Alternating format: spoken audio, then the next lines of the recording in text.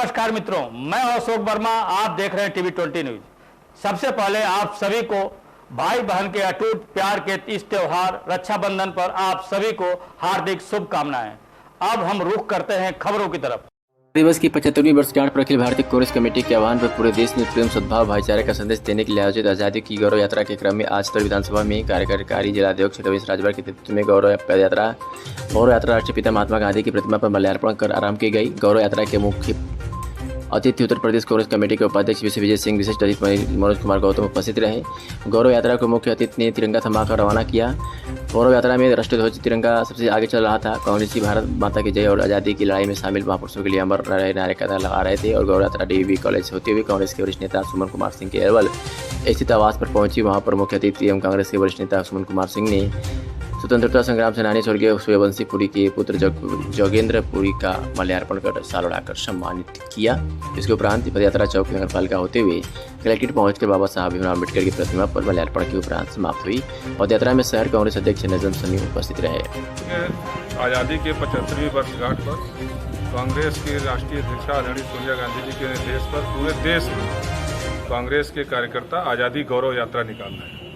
हम आज़ादी गौरव यात्रा के माध्यम से जो आज़ादी की लड़ाई में कांग्रेस पार्टी का योगदान रहा है, जो आज़ादी की लड़ाई में कांग्रेस के झंडे के नीचे करोड़ों करोड़ देशवासियों ने अपनी कुर्बानी देकर के इस देश को आज़ाद कराया, और आज़ादी के बाद जो देश के निर्माण में कांग्रेस की भूमिका रही, नेहरू जी के नेतृत्व में जो देश का निर्माण हुआ, इंदिरा जी के नेतृत्व में जो दुनिया के सामने एक ताकतवर राष्ट्र के रूप में भारत उभर कर आया। आज आज़ादी के 75 वर्ष बाद जब नरेंद्र मोदी जी की सरकार है, तो देश के अंदर जो महंगाई है, जो बेरोजगारी है, जो संवैधानिक हमारी जो संविधान है उसकी अनदेखी हो रही है, जो देश के पिछड़े हैं, वंचित वर्ग के लोग हैं, उनके अधिकारों पर की लगातार कटौती हो रही है, और देश के अंदर संसाधनों की लूट मची हुई है। जो देश के हमारे संसाधन थे, जो देश की जनता की गाढ़ी कमाई से नेहरू जी के नेतृत्व में, इंदिरा जी के नेतृत्व में, राजीव जी के नेतृत्व में और कांग्रेस पार्टी के नेतृत्व में जो देश का निर्माण हुआ था, आज कहीं न कहीं नरेंद्र मोदी जी अपने पूंजीपति मित्रों के लिए उन संस्थाओं को बेचने का काम कर रहे हैं। और इसलिए कांग्रेस पार्टी ने महसूस किया कि हमने आज कांग्रेस पार्टी ही देश को आजाद कराई, और कांग्रेस पार्टी ने ही देश का चूंकि निर्माण किया, इसलिए कांग्रेस पार्टी अपनी जिम्मेदारी को महसूस करती है।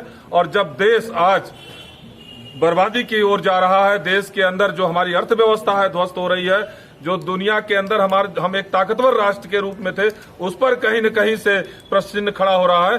तो ऐसी परिस्थिति में हम देश को लूटने से बचाने का काम, हम देश को बर्बाद होने नहीं देना चाहते, और इसलिए कांग्रेस अपनी जिम्मेदारी को समझते हुए आज़ादी गौरव यात्रा निकाल रही है। और जिस प्रकार से गांधी जी के नेतृत्व में कांग्रेस पार्टी ने अंग्रेजों भारत छोड़ो का नारा अगस्त क्रांति में दिया था, और उसी प्रकार से हम सब कांग्रेस के कार्यकर्ता देश को बर्बाद करने वाले एक अहंकारी, एक तानाशाह शासक के रूप में जो देश की सरकार बदलती जा रही है, उसको उखाड़ फेंकने के लिए जिस प्रकार से अंग्रेजों के खिलाफ हम लड़ाई लड़े हैं, उसी प्रकार से आज आवश्यकता है। क्योंकि देश बर्बादी की ओर जा रहा है, देश का जो निर्माण हुआ था उसको खराब करने का काम नरेंद्र मोदी जी की सरकार कर रही है। इसलिए कांग्रेस पार्टी अपनी जिम्मेदारी को महसूस करते हुए एक बार पुनः आज़ादी गौरव यात्रा के माध्यम से नरेंद्र मोदी गद्दी छोड़ो और देश के जो आज़ादी के जो मूल्य हैं उनको स्थापित करने के लिए हम गौरव यात्रा निकालने का काम करें।